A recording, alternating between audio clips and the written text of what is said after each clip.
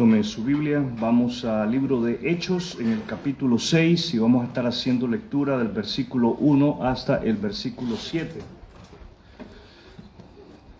Hechos capítulo 6, versículo 1 hasta el 7. ¿Cómo debemos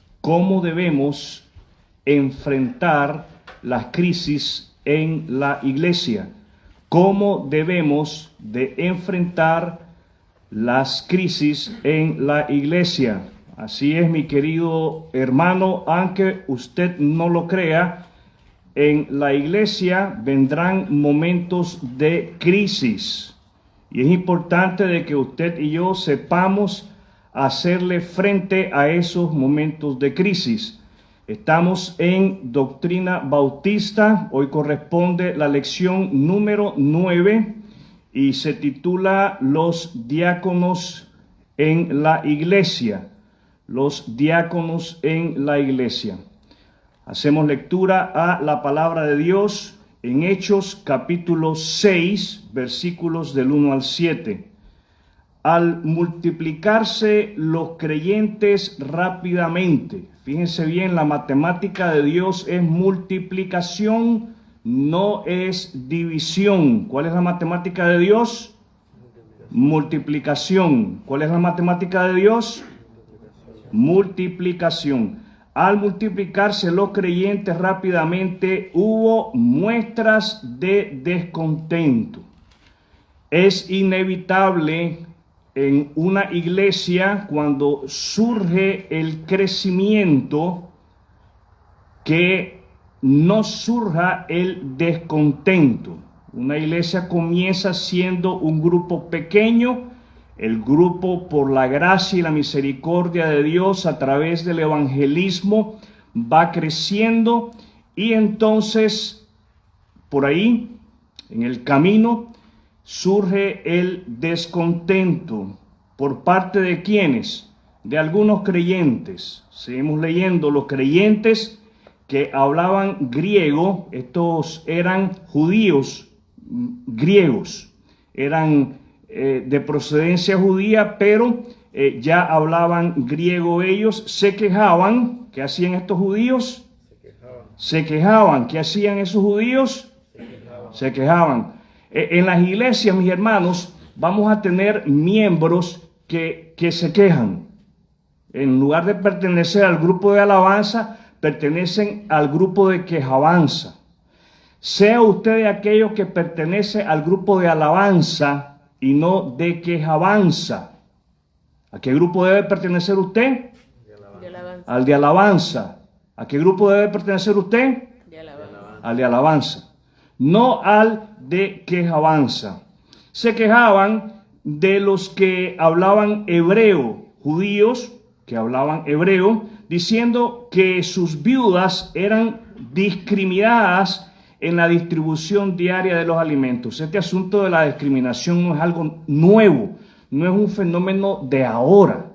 Esto es desde que la raza humana cayó de la gracia de Dios en el pecado, y su corazón se endureció, se entenebreció, y entonces vive quejándose, vive insatisfecho y vive discriminando a otros. Entonces, de manera que los 12 convocaron a todos los creyentes a una reunión. Dijeron: nosotros los apóstoles deberíamos ocupar nuestro tiempo en enseñar la palabra de Dios. ¿A qué se deben de ocupar los apóstoles? Y no en dirigir la distribución de alimentos. Yo leía esto y yo decía, bueno, distribución de alimentos. Básicamente es ser mesero, ser un servidor. Usted ha entrado en un restaurante 5 estrellas, se visten de camisa blanca, un corbatín negro, algunos usan un chalequito y todos así bien elegantes, bien estiraditos todo el mundo, ¿verdad? Y usted se sienta. El otro día me invitaron a comer en un restaurante y yo le decía a mi esposa, me siento fuera de lugar. Yo me sentía como un pez fuera del agua. Yo no me sentía cómodo, bueno, le dimos gracias a Dios por la invitación y comimos hasta que el ombligo se nos iba a saltar de la barriga, ¿verdad? Pero no estábamos cómodos, por lo menos yo, ¿eh? Yo no me sentía a gusto en aquel lugar donde había gente tan refinada y tan estirada, ¿eh? Fue una invitación, gracias a Dios, y damos gracias por eso. Pero tenemos nosotros, ¿verdad?, que los 12 convocan a los creyentes. ¿A quiénes convocan? A la iglesia, a los creyentes, a la asamblea de creyentes que se reúne.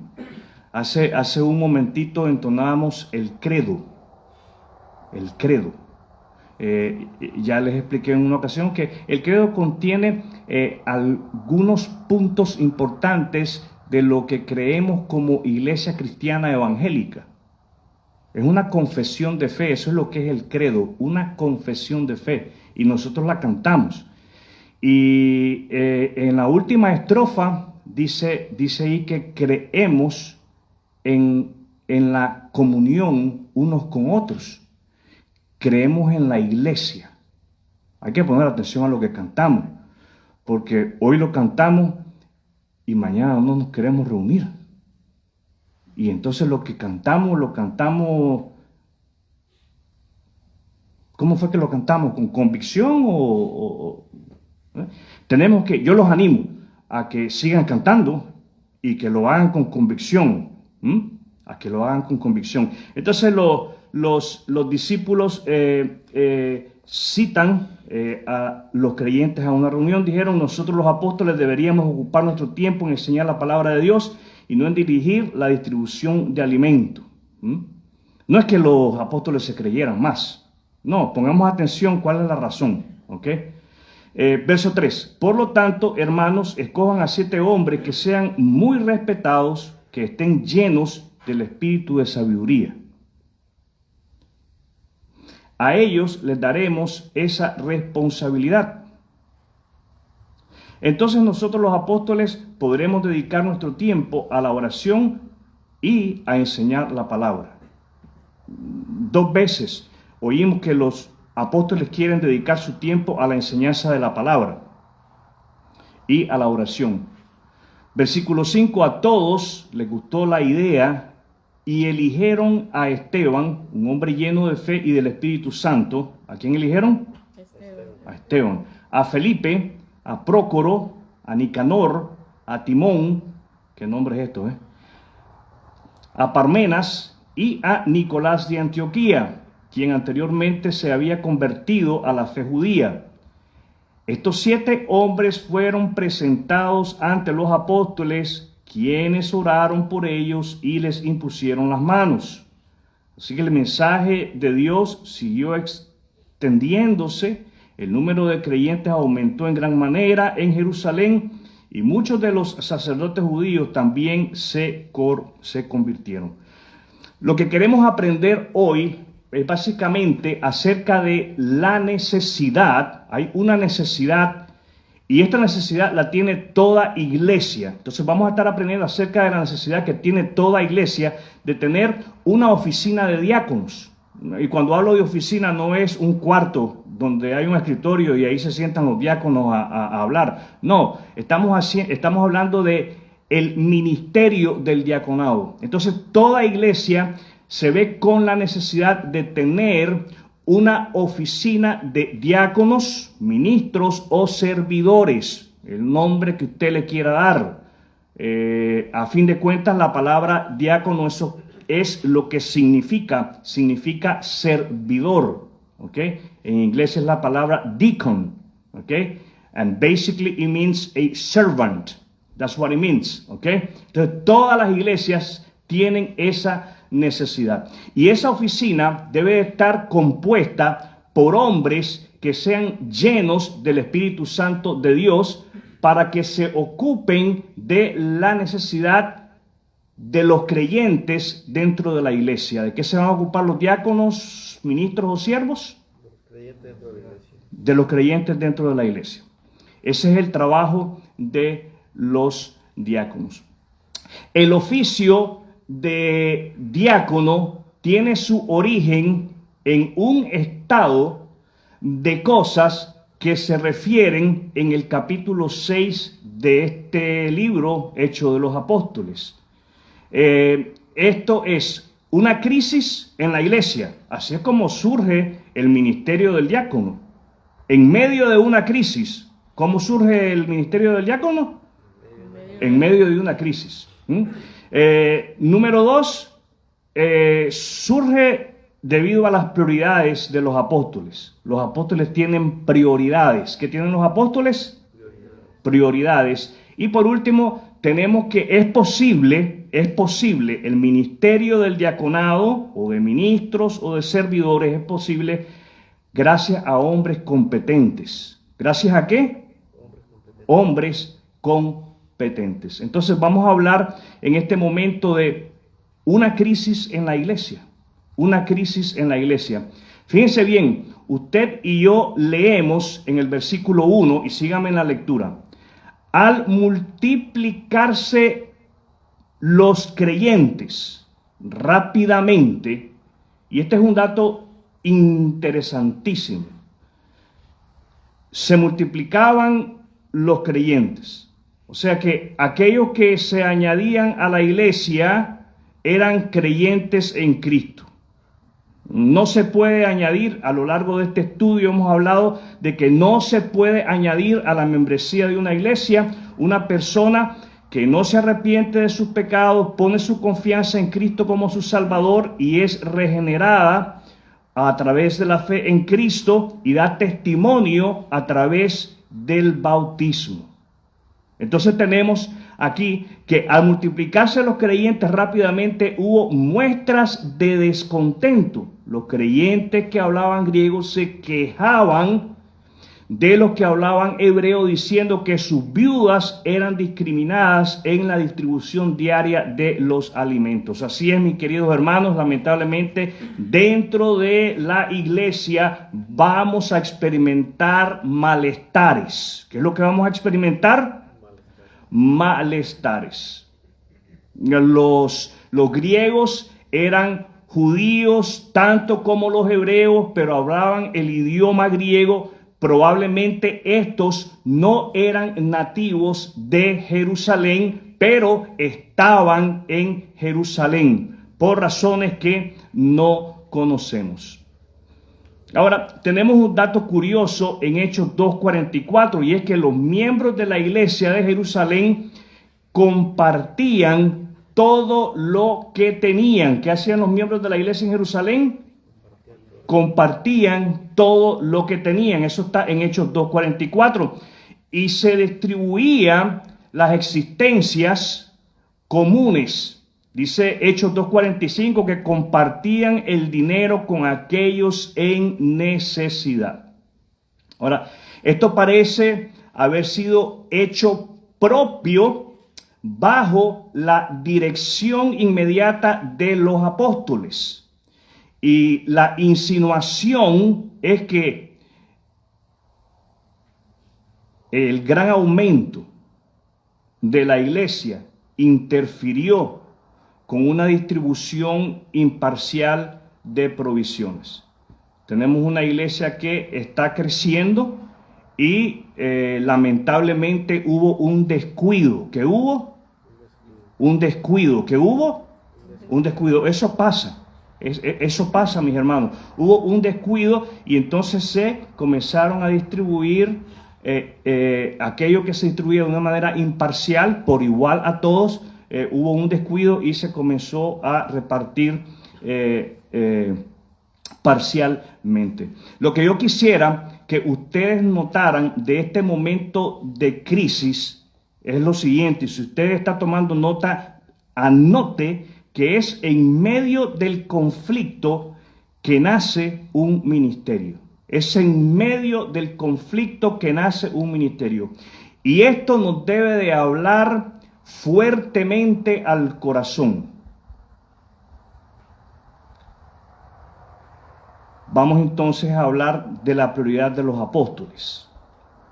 Los apóstoles vieron que si se dedicaban personalmente a servir las mesas, eso estorbaría grandemente su obra en el aspecto espiritual. Y entonces ellos dijeron, nosotros los apóstoles, síganme ahí en la lectura, Hechos 6, del 2 al 4, nosotros los apóstoles deberíamos ocupar nuestro tiempo en enseñar la palabra de Dios. ¿En qué querían ocupar ellos su tiempo? En enseñar la palabra de Dios y no en dirigir la distribución de alimentos. En otras palabras, nosotros no queremos invertir nuestro tiempo en la administración de alimentos, sino que queremos invertir nuestro tiempo en enseñar la palabra. Por tanto, hermanos, escojan a 7 hombres que sean muy respetados, que estén llenos del Espíritu y de sabiduría. A ellos les daremos esa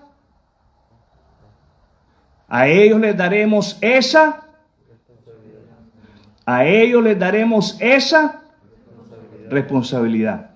Mis queridos hermanos y hermanas, el oficio, la oficina del diaconado, el ministerio dentro de la iglesia, el servicio que se da dentro del cuerpo local es una responsabilidad enorme.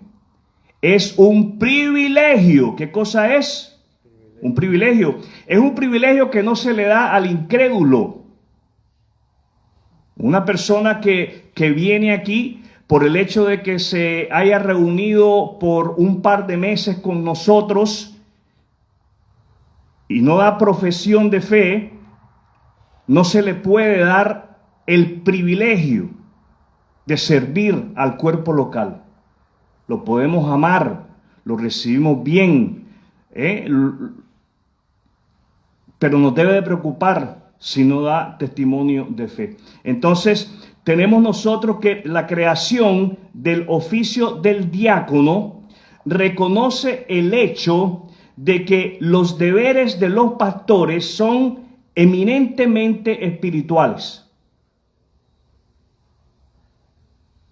y que no deben cargar con los intereses seculares de la iglesia. Cuando hablamos de intereses seculares de la iglesia es administración en el cuerpo local. Miren, los pastores no deben de preocuparse por si el bombillo se fundió y hay que cambiarlo. Triste es cuando el pastor de una congregación tiene que preocuparse porque el bombillo se fundió, hay que ir a la tienda a comprar un bombillo para que no estemos en oscuras. Triste es cuando el pastor de la iglesia tiene que preocuparse porque el lugar esté limpio. Eso no le corresponde al pastor. Eso es lo que estamos aprendiendo esta noche nosotros en este lugar. Es claro entonces que los pastores en la iglesia deben de ocupar su tiempo en la oración y en la enseñanza de la palabra de Dios. Ahora, más claro es, claro es que los pastores en la iglesia deben de ocupar su tiempo en la oración y en la enseñanza de la palabra de Dios. Más claro es que quienes deben de ocuparse de la administración y atención de los creyentes son los diáconos, son los ministros o los servidores. ¿Estamos? Es bajo la dirección del Espíritu Santo y de los apóstoles, es evidente esto, ¿verdad? Es bajo la dirección del Espíritu Santo y de los apóstoles que entonces se establecen las pautas para escoger a aquellos hombres que servirían en las mesas. Fijémonos bien cuáles son esas pautas que leemos ahí en el versículo 3. Por lo tanto, hermanos, escojan a 7 hombres que sean muy respetados. Número 1. Que estén llenos del Espíritu Santo. Número 2.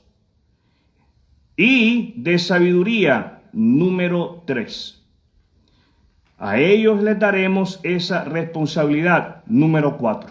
Es una responsabilidad, es un trabajo. Es un trabajo.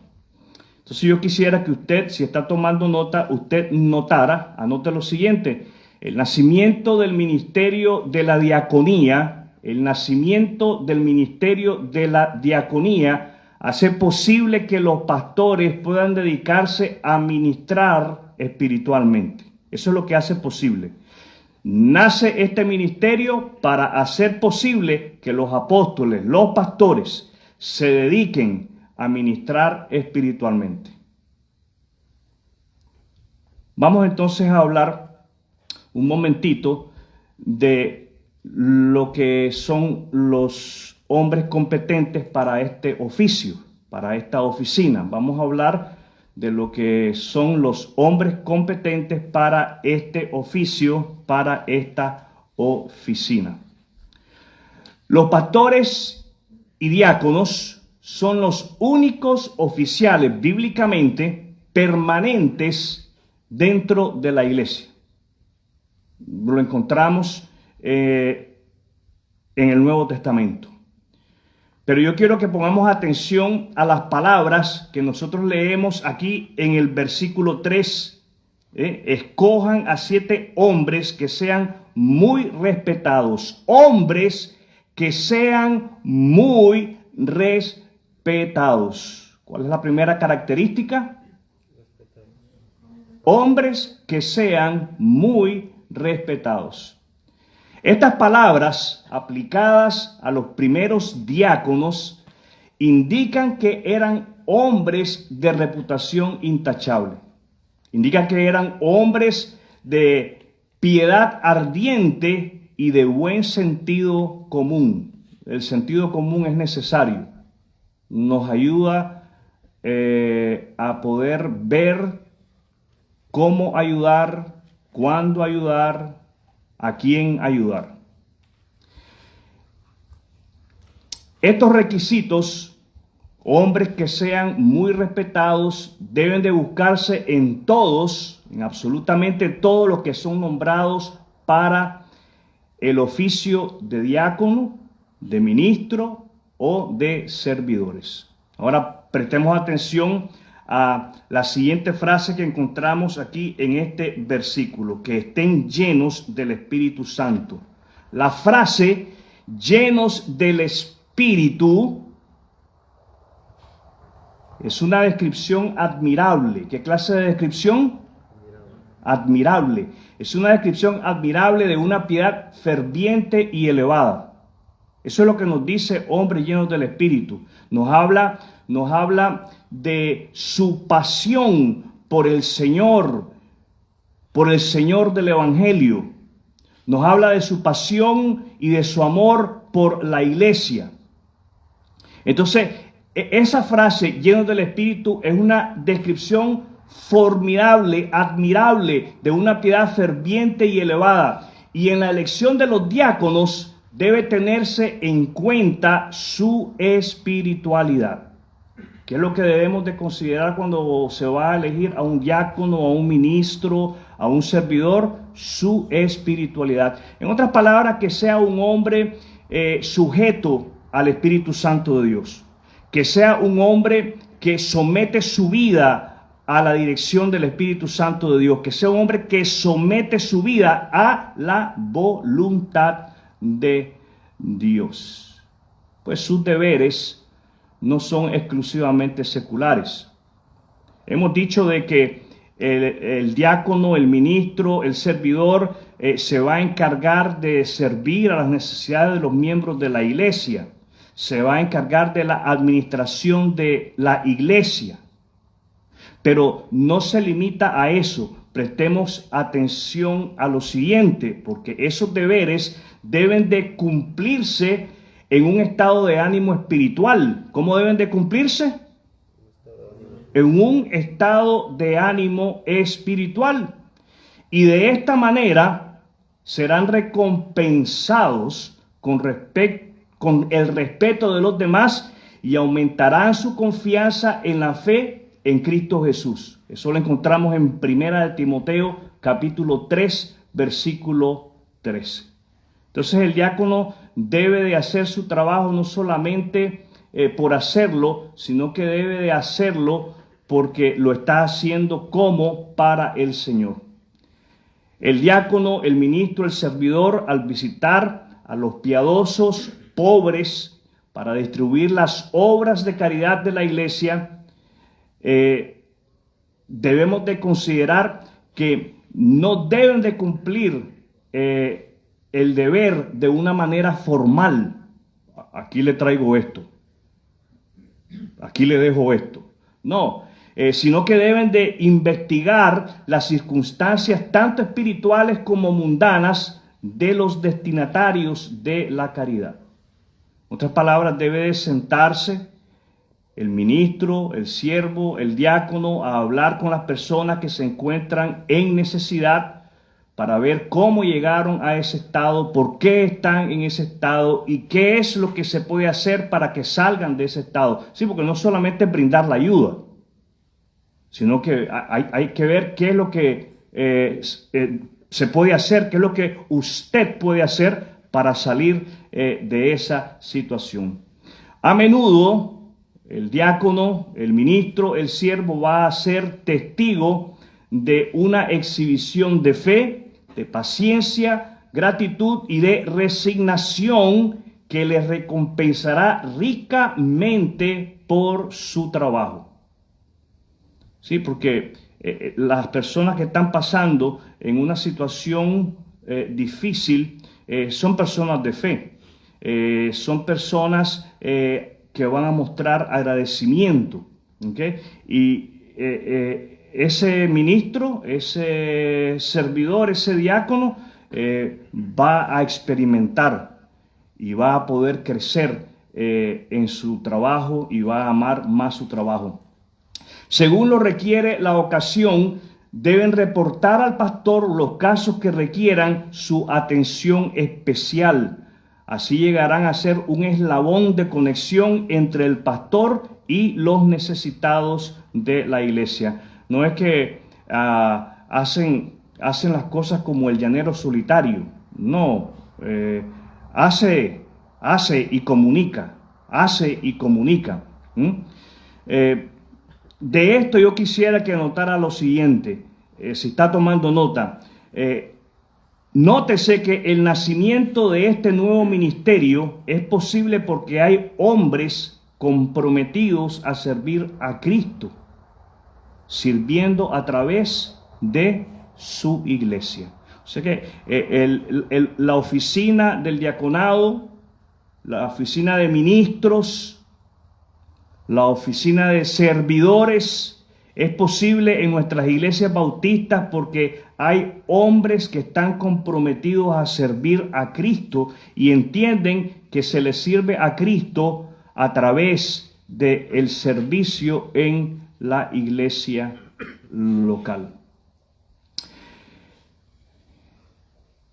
Es nuestro compromiso de servir a Cristo y a su iglesia lo que debe de llevarnos a tomar los siguientes pasos de acción. Si usted está comprometido a servir a Cristo por medio de la iglesia, entonces usted debe de tomar los siguientes pasos de acción. Primer paso de acción. Cuando surja una crisis dentro de nuestra iglesia,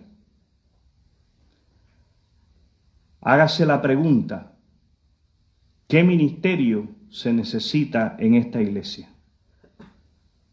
¿Qué ministerio se necesita en esta iglesia? Cuando surja una crisis en nuestra congregación, hágase esa pregunta: ¿qué ministerio se necesita en nuestra iglesia?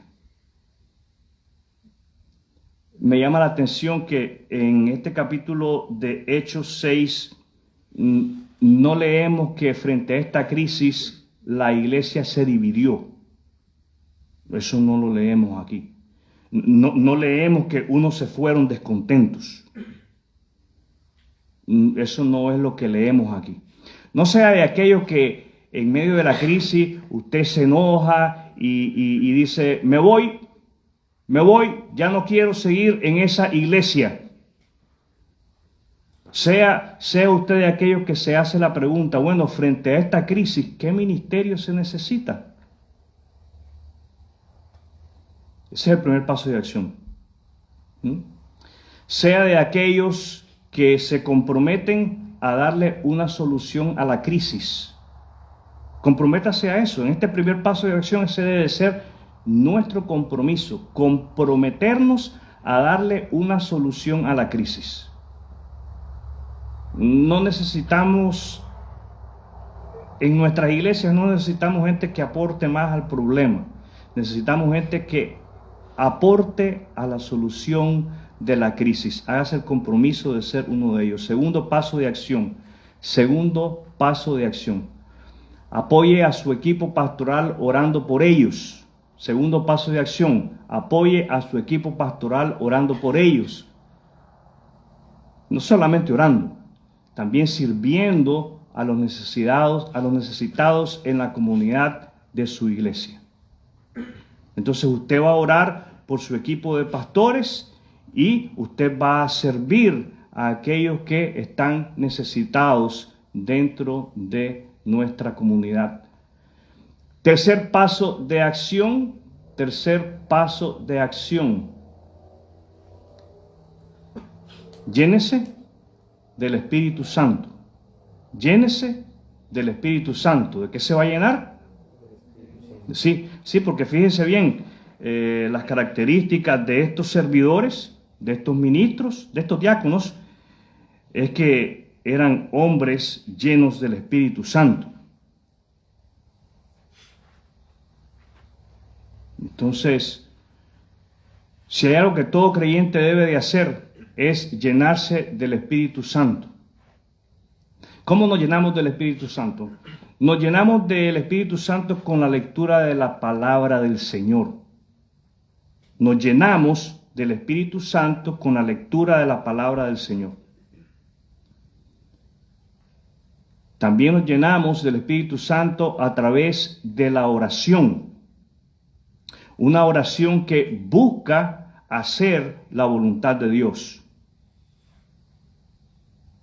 Hoy leía algo en las redes sociales y decía así: yo oro porque siempre consigo lo que pido.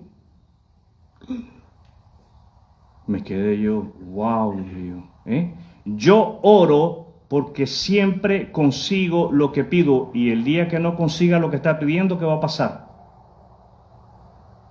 ¿Va a dejar de orar? Se acabó su comunión con Dios. Que esa no sea la motivación nuestra para orar.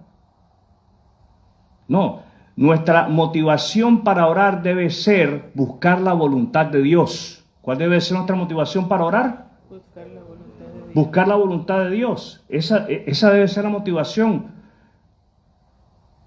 ¿No es así lo que Jesús nos enseñó en la oración modelo? Hágase tu voluntad. Hágase tu voluntad. No, pero hoy queremos la nuestra. Hágase mi voluntad.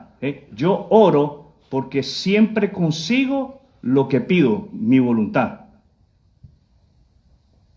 A no ser que nos detengamos a profundizar en ese escrito y entonces la persona que lo escribió tenía como intención decir que su oración está en línea con la voluntad de Dios, etc. Pero fíjese bien, nos llenamos del Espíritu Santo a través de la lectura de la palabra de Dios.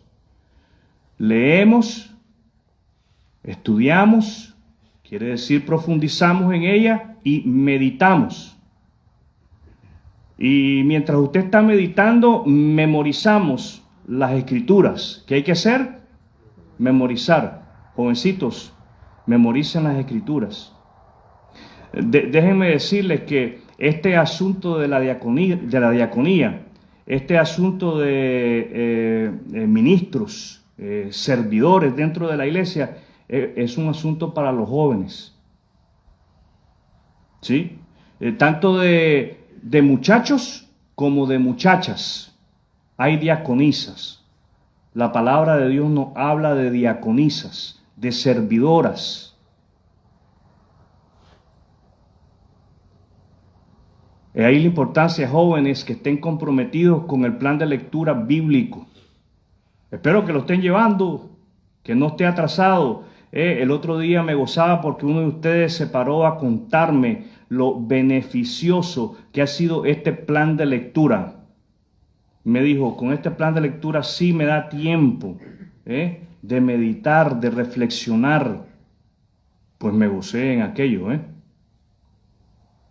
Qué bueno, qué bueno. Y espero más testimonios como ese por parte de ustedes. Pero tenemos que, nuestro tercer paso de acción es llenarnos del Espíritu Santo. ¿Cuál es el tercer paso de acción? Y eso se hace con la lectura de la palabra y con la oración que busca la voluntad de Dios.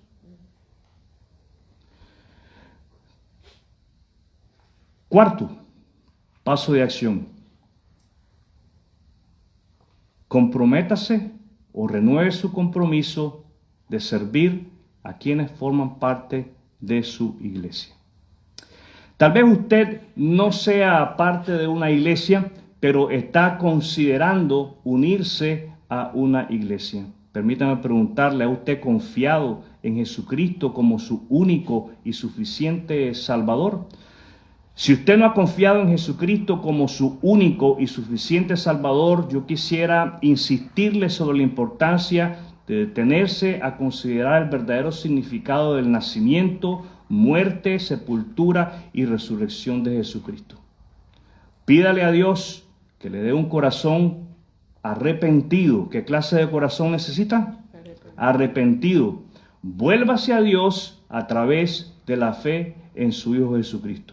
Y entonces, únase a una iglesia local y comprométase a ser un diácono, a ser una diaconisa. Comprométase a servir, haciéndolo como para el Señor. ¿Como para quién? Para el Señor. Mis hermanos, quiero invitarles a que cierren sus ojos en este momento, inclinen su rostro, ojos cerrados, rostro inclinado. Vamos a tener un momento de oración.